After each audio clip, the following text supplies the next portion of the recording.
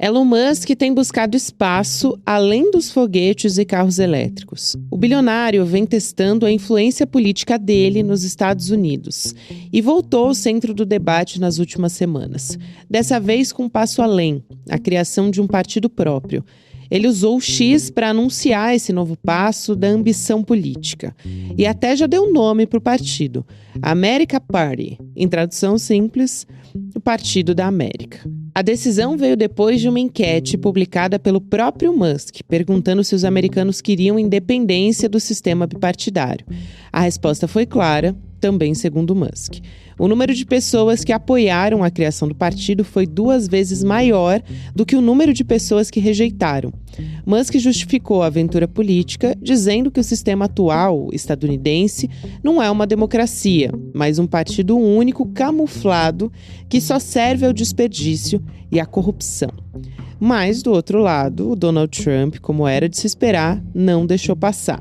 Afinal, ele também tem uma rede social própria. No Truth Social, ele disse que ficou triste de ver o Elon Musk sair dos trilhos e se transformar num desastre. Assim, a disputa entre os dois homens mais influentes dos Estados Unidos ganhou um novo capítulo. Nesse episódio, a gente descobre como o America Party pode interferir no cenário político estadunidense. Quinta-feira, 10 de julho de 2025.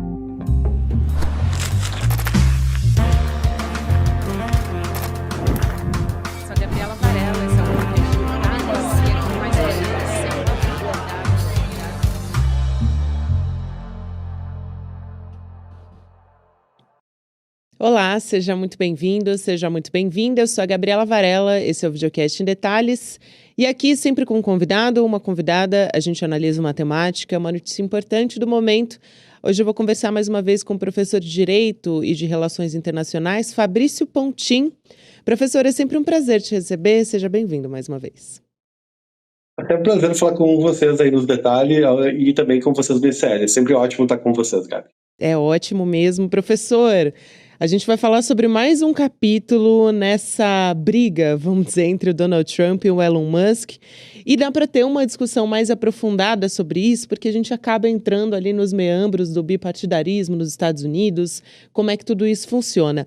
Mas para começar, eu acho que vale a pena a gente entender por que antes de mais nada, né, o Trump não gostou nada do Elon Musk dizendo que vai criar esse novo partido, o Partido da América, o American Party, que ele anunciou nas redes sociais, dizendo que não tem democracia nos Estados Unidos. Até achei interessante isso à medida que o Donald Trump acaba bebendo um pouco do próprio veneno, né? Dizendo não existe democracia nos Estados Unidos. A gente já ouviu o Trump, por exemplo, tomar partido do Bolsonaro e da família dele, que vive dizendo que não tem democracia no Brasil, né? Então, achei interessante isso. Mas antes de mais nada, o que o Elon Musk pode ganhar? O que pode perder, a gente pode falar mais pra frente, porque eu acho que é um pouco mais óbvio, né? Porque é o valor das empresas dele. Então, depois a gente entra nesse meandro. Mas vamos começar por aí. O que o Elon Musk pode ganhar com tudo isso? Vamos lá, eu acho que essa é uma pergunta muito boa, que é pensar o que está por trás desse processo todo do Musk. Logo que estourou essa crise entre o Musk e o Trump, muita gente veio a público para falar que tinha o quê de jogo de cena. Então, eu sempre fui muito cético dessa tese que seria um jogo de cena, porque os dois têm muito a perder dentro desse jogo. Primeiro, o Trump é um cara que se promove dentro de uma ideia de crise de representação política, que é esse papo anti-elite, né, que a gente vê acontecendo no Brasil, não só no Brasil, no mundo inteiro, que são políticos cada vez mais tentando se promover em cima da ideia que a política convencional não funciona. Logo, eu não sou um político convencional, então confia em mim, não confia nesses políticos convencionais. O discurso do Trump, desde 2015, 2016, quando ele lança a candidatura dele, sempre foi nessa linha, né, dizendo, eu não sou um político convencional, não sou como os outros. Quando o Musk começa a grudar, ficar mais próximo do Trump ali em 2024, faz relativamente pouco tempo dessa aproximação mais clara do Musk com o Trump, né, ele agrega muito nessa parte da discussão da falta de representação dos políticos convencionais, atacando o establishment tanto pelo via dos democratas, que antes o Musk apoiava, e agora vendo no Trump uma oportunidade para ter um pouco mais de influência. Eu não sei se tu vai lembrar, tem um episódio na plataforma, já era X na época, que eles faziam podcasts dentro da plataforma, e o Musk usa o canal dele para fazer uma entrevista com o Trump. E nessa entrevista, na época, ele ainda não tinha declarado apoio explícito ao Trump, ele faz isso logo depois. Ele chega a mencionar a questão do Estado estar muito grande, né? Do Estado estar muito pesado, de o Estado ser uma máquina muito grande, tem que fazer algo para diminuir o tamanho do Estado, e daí o Trump dá a entender, pois é, imagina se a gente tivesse uma secretaria de desburocratização, algo assim, né, Musk? Um cara como você liderando, e daí o Musk faz, pô, seria minha honra. E depois, surpresa, surpresa, é justamente nesse papel que o Musk vai entrar dentro do governo. Só que é uma coisa sempre muito ambígua, porque se por um lado tem uma questão de acabar com agências, né? Agências de governo, diminuir o tamanho dessas agências, por outro, o Musk sempre teve muito afinco em equipar o que quer que sobrasse dessas agências ou os novos equipamentos que iriam agregar outras agências que foram destruídas. Então, 3 ou 4 agências agora viram uma só, com pessoas mais próximas dele ou que têm um pensamento, né, mais próximo do dele.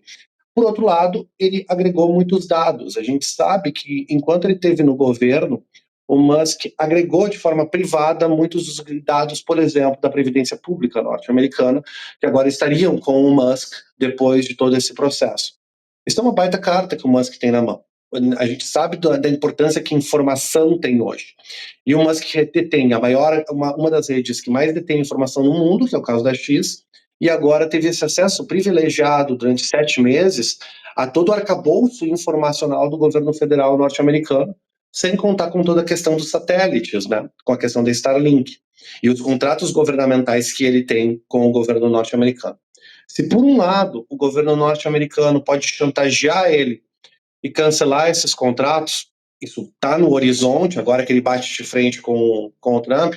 Por outro lado, o Musk hoje tem acesso a muita informação, e essa informação é algo que ele pode usar contra o governo, seja pelo fato dele ser detentor proprietário dessa informação, seja pelo fato de que existe dentro dessa informação. Então, o Musk não é o tipo de adversário com o qual o Trump está acostumado a lidar nesse sentido. O Trump sempre foi muito bom em fazer antigos adversários voltarem para beijar a mão dele. Ele sempre foi muito bom em humilhar adversários. Ele fez isso com todo o Partido Republicano, de certa forma. Mas o Musk não é exatamente esse tipo de pessoa. Ele tem uma vantagem grande, que ele tem fundos enormes, por mais que as empresas dele percam valor, né, com essas patacoadas, com essas aventuras dele, ele tem fundos quase infinitos. Então, ele tem muito dinheiro. A gente sabe da quantidade de dinheiro que ele botou, por exemplo, na campanha do Trump na Pensilvânia, e que isso foi relativamente não, foi muito importante para a vitória do Trump nas eleições, né? E agora ele cria esse partido, e ele cria esse partido de uma forma diferente, que eu acho que é importante a gente apontar. Vou trazer um dado aqui que eu pesquei para a gente poder conversar a respeito disso, porque o Harry Anton da CNN, ele fez uma pesquisa ali levantando que, em média, ali, só 4% do eleitorado republicano estaria disposto a se aliar ao partido do Elon Musk, né? E, de fato, ainda muita água precisa rolar para a gente vai ver realmente se isso vai ser colocado oficialmente. Nenhum presidente, né, foi eleito por um partido novo, por um terceiro partido, o sistema é muito ingrato, vamos dizer assim, com partidos novos. Eu acho que aí vale a pena, professor, você explicar um pouco do porquê, né? Tem vários aspectos ali, mas enfim, tem exigências para que eles tenham esses partidos cédulas eleitorais nos estados, tem leis de comissão eleitoral federal também, enfim. Em alguns estados tem a necessidade de ter centenas de milhares de assinaturas para que um partido seja de fato reconhecido, né? Então, é possível essa terceira via ter força nesse contexto, num sistema que favorece tanto, como existe hoje nos Estados Unidos, o bipartidarismo? Então, Gabriela, aí que entra uma questão que para nós que somos brasileiros é difícil de entender, tá? Porque nós estamos acostumados com um sistema eleitoral profundamente federalizado e com regras únicas. O nosso sistema tem uma regra para o país inteiro. Os partidos políticos no Brasil respeitam uma regra. As regras estaduais são mínimas, muito pequenininhas. Nós temos uma urna para o país inteiro, ela serve para todas as eleições dentro do país, sejam elas municipais, estaduais, federais. Os Estados Unidos, não satisfeitos em terem regras estaduais para a eleição, que são únicas, eles têm regras no nível do distrito.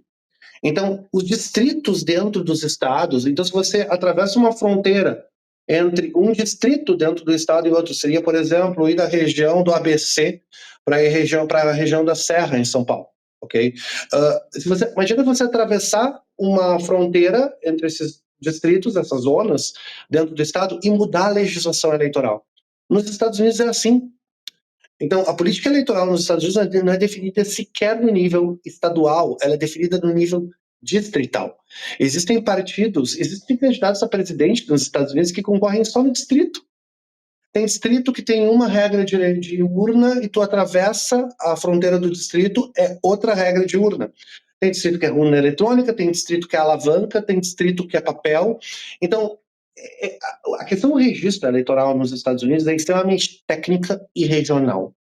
Isso atrapalha muito a ideia de partidos, de multipartidarismo no nível federal, competitivo no nível federal, porque esse registro é muito caro para os partidos e muito demorado, e tem muito entrave. Isso é por desenho, isso volta lá para o século XIX, lá para o final do século XVIII nos Estados Unidos, com a discussão do federalismo nos Estados Unidos. O bipartidarismo nos Estados Unidos, ele não é um defeito, ele é uma característica pensada dentro do sistema político norte-americano. Ele é um sistema criado para ser bipartidário, lá atrás.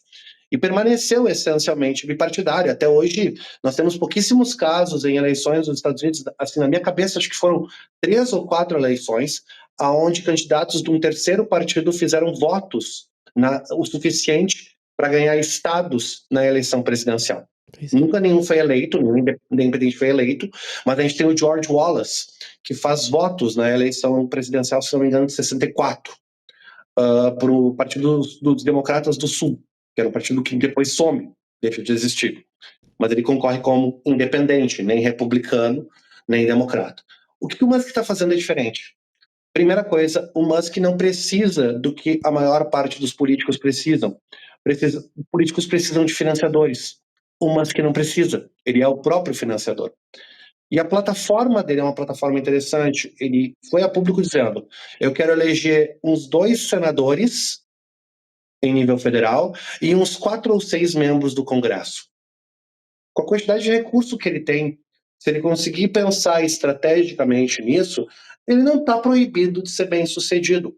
E aí ele vai ter um poder enorme, que é o poder de pressionar não os democratas, ele não quer saber dos democratas, mas pressionar os republicanos para legislações mais, digamos assim, alinhadas, né, com essa desregulamentação do sistema que o Musk está querendo fazer.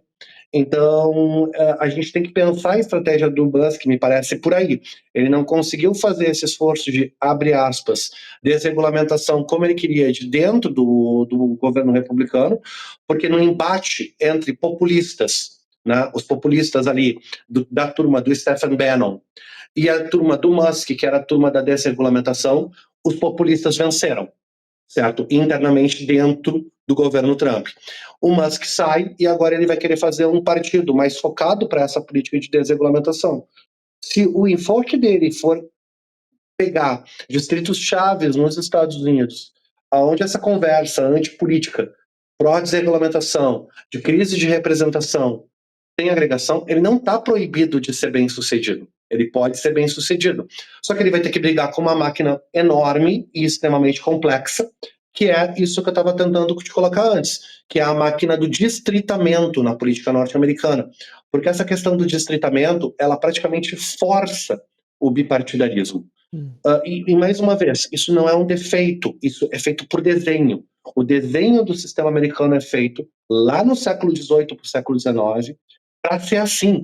O bipartidarismo é intencional nos Estados Unidos. Acho que isso é muito importante que o pessoal entenda, que o bipartidarismo foi pensado lá em 1796, quando se estava idealizando os Estados Unidos, a ideia da democracia norte-americana, para ser uma democracia bipartidária.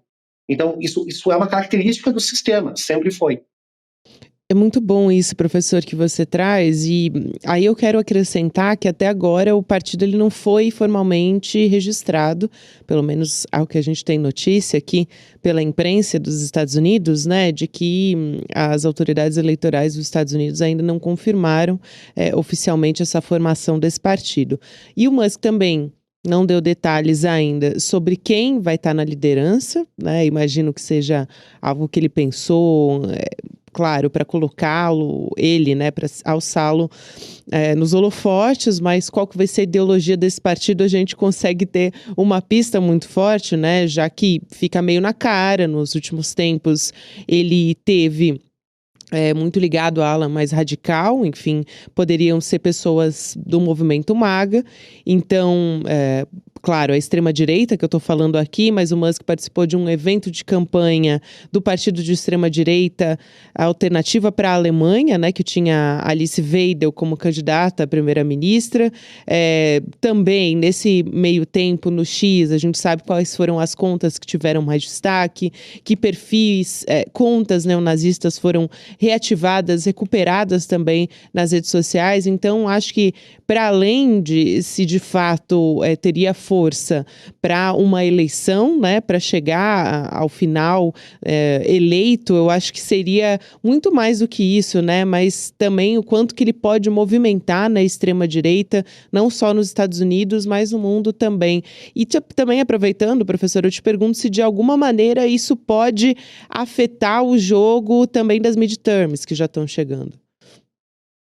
A ideia dele é afetar, tá? Então, ele quer agitar as midterms. É claro, me parece muito claro que é essa a intenção dele. Ele quer afetar, vamos chamar aqui para o pessoal que está nos ouvindo, né? São as eleições para o Congresso. Os Estados Unidos têm duas eleições para o Congresso Federal, para quem está nos assistindo, tá? Uma junto com a presidencial, que elege 60% do Congresso, e 40% é eleita nessa outra eleição congressional que nós chamamos de meio de mandato. Essa eleição geralmente é interpretada de duas formas, tá? Ela é interpretada como um referendo popular à administração. Se o partido que está no poder vai muito mal nas eleições de meio de mandato, a gente geralmente pensa que, está mandando um recado que daqui a 2 anos vai ser uma eleição complicada para quem está na situação. Se o partido vai bem, é verdadeiro também isso? Não, o público está dizendo que está tudo indo bem. O que o Trump está querendo dizer? O que o Musk está querendo? O Musk está querendo agitar isso, provavelmente para forçar os republicanos a brigarem dentro de distritos que normalmente eles não teriam que gastar para brigar. Então, normalmente, porque vamos cair na real, um distrito onde o Musk vai brigar com um candidato trumpista não é um distrito onde os democratas estariam disputando naturalmente. Não é. Esse distrito não existe, tá?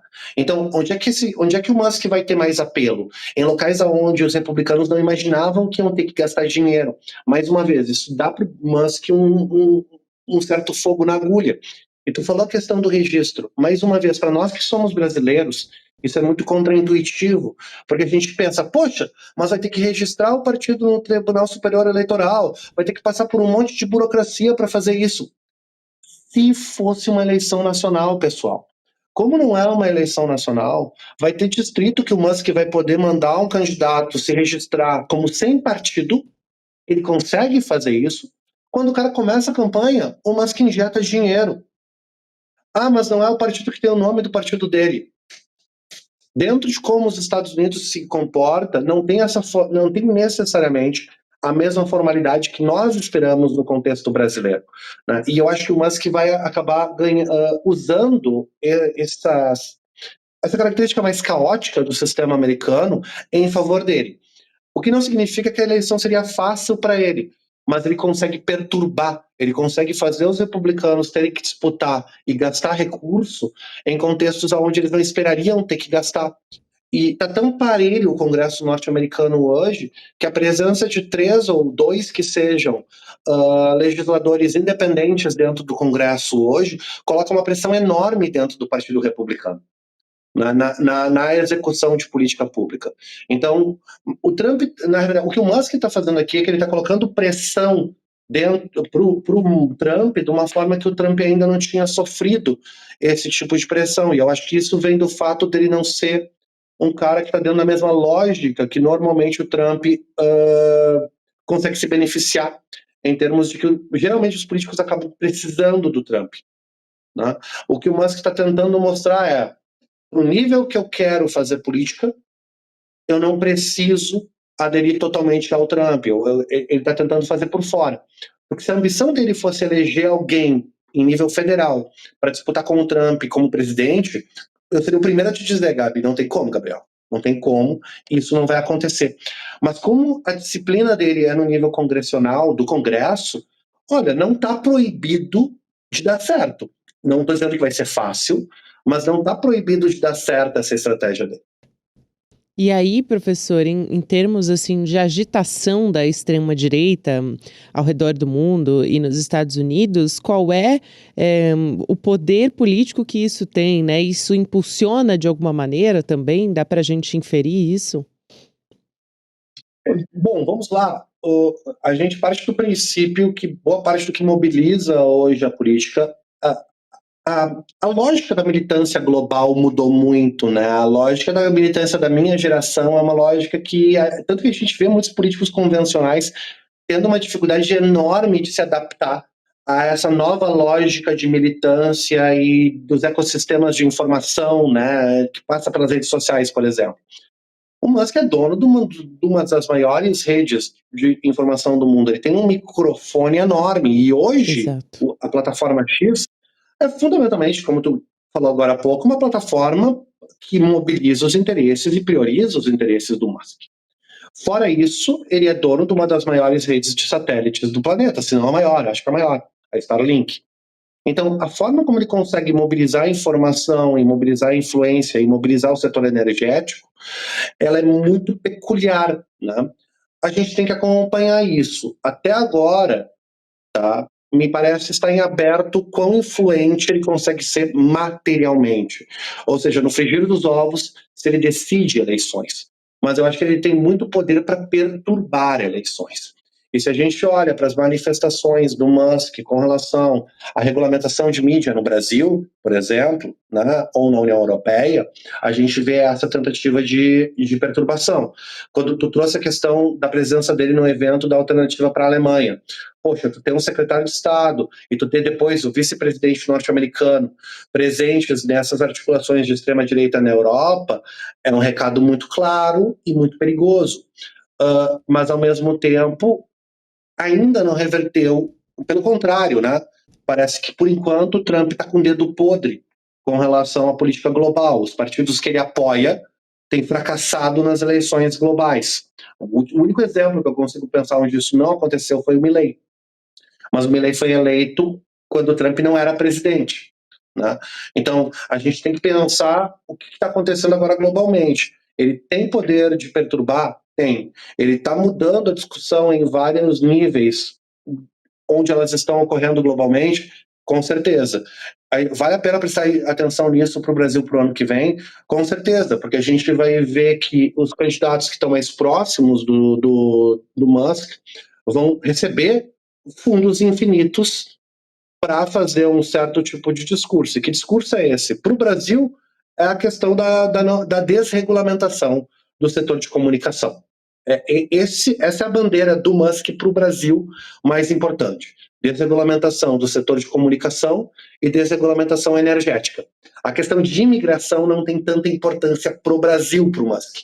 Tem para a Europa. Na Europa, entra a pauta antigênero, né, e a pauta anti-imigração.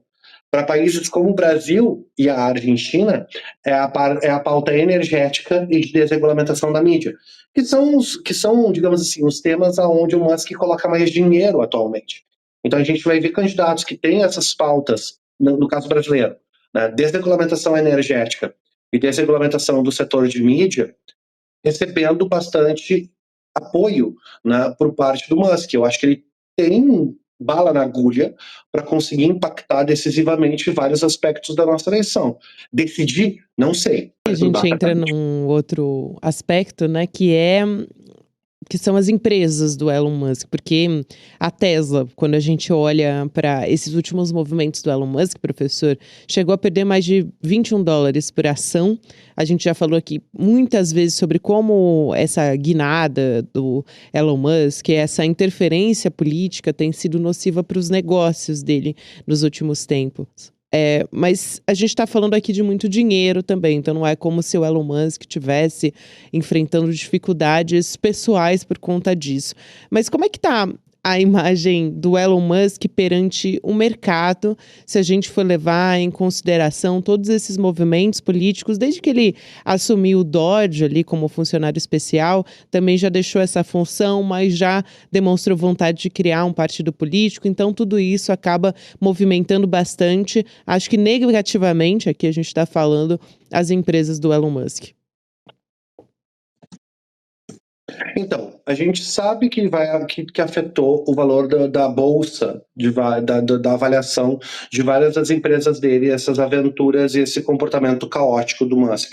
Inclusive, exato. quando o Trump planta, o caótico é uma palavra bastante, digamos assim, generosa, né? Quando o Trump planta aquela questão do uso de entorpecentes ilegais por parte do Musk, né? Aquilo também é para provocar isso. E é muito importante, de novo, pessoal, ninguém afirmou categoricamente que o Musk estava fazendo uso de substâncias ilegais, mas eles obrigaram o Musk a responder. Isso é suficiente para plantar dúvida no investidor, né? Então, isso afetou. O Musk perdeu muito dinheiro nessa brincadeira, certo? Algum desse capital já foi recuperado nesse joguinho de morde a sopra que o Musk faz e o Trump fez durante esse último mês. Agora a gente tem que ver como essa tentativa dele de se colocar como herói da desregulamentação vai ser encarada pelos investidores. Se isso vai ser visto como algo que está tirando o enfoque dele do setor espacial e energético, ou se vai ser visto como uma oportunidade de negócios, né? Que é aquela coisa, não é muito ruim você ter alguém dentro do governo ou dentro do Congresso com poder para passar para frente as pautas que você acha importante. Então, se verem que o Musk tem poder para fazer isso, talvez toda essa aventura aí dele dentro do governo possa compensar. Mas o contrário é verdadeiro, ele está apostando muito alto, né? Aqui a gente tem que sempre fazer aquela pergunta: o comprometimento do Musk, do ponto de vista ideológico, é honesto ou ele está querendo usar isso para ganhar dinheiro, né? Me parece que a gente tem que encarar isso de forma bastante ambígua, né? Porque ele perdeu muito dinheiro se envolvendo na política, mas ao mesmo tempo ele está ganhando oportunidades com relação a esses contratos. Então, hoje o Musk mobiliza uma quantidade de informação que há 2 anos atrás seria impensável para ele. Como é que ele conseguiu isso? Se envolvendo no governo federal. Professor, quero muito agradecer a sua presença aqui, é sempre um prazer te receber. Até uma próxima. Muito obrigado, Gabriel. Até mais. E a gente vai falar mais uma vez aqui da nossa campanha que foi lançada no ICL e que tem um abaixo-assinado importantíssimo para a gente enfrentar as isenções tributárias do 1% mais rico no Brasil. Então, você que ainda não assinou, você pode assinar o 99%.com.br. O 99%, você sabe, é a gente, somos nós, trabalhadores e trabalhadoras, e não os ricos que estão ali com muitas regalias, né? E também tem o dobro da riqueza de todos os outros 99% somados. Então, você que ainda não entrou, ou que você que está me ouvindo só por áudio e não em vídeo, o 99 você escreve em numeral e o porcento por extenso. Então você entra lá no site 99%.com.br, deixa a sua assinatura, você pode compartilhar, participar, também tem como você criar o seu avatar dentro do site para você entrar nessa campanha, de fato, se engajar e se juntar com a gente nessa. Então a gente vai encaminhar esse manifesto para o presidente da República, ele está cada dia mais forte, cada vez mais gente está aderindo às assinaturas junto com a gente, então é importantíssimo você fazer parte desse movimento também, fazer a nossa voz ser ouvida. Obrigada a você que me acompanhou até aqui. Agora tem o Mercado Investimentos, na sequência tem o Rolê ICL e você pode ouvir o Em Detalhes nas plataformas de áudio de segunda a sexta-feira, com exceção dessa quarta-feira, a gente teve um feriadinho em São Paulo, mas a gente já está de volta e o Em Detalhes também está disponível para você nas plataformas de áudio. Até amanhã. Dia 27 de julho, eu vou anunciar para vocês o novo e revolucionário capítulo do ICL. As universidades vão entrar em pânico. As empresas de streaming vão perder o sono.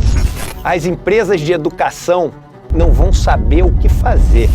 E o povo brasileiro vai celebrar de alegria, porque vem aí o projeto mais revolucionário que já foi apresentado até hoje no campo da educação, jornalismo e entretenimento. Vocês não podem perder esse anúncio. Você e sua família vão poder eternamente fazer parte desse novo ICL. Olá, eu sou a Juliana Baroni e tô aqui para te fazer um convite. Toda terça-feira às 19 horas tem o Precisamos Conversar, um programa de debates feminino. A gente tem que ver, tem que analisar, vale tudo por qual dinheiro, quem tem dinheiro e o que é dinheiro no país. Já foi mais ou menos uma cama. Aqui no Instituto Conhecimento Liberta e também nos canais do Eduardo Moreira. Então, você não pode perder. Um beijo, até lá!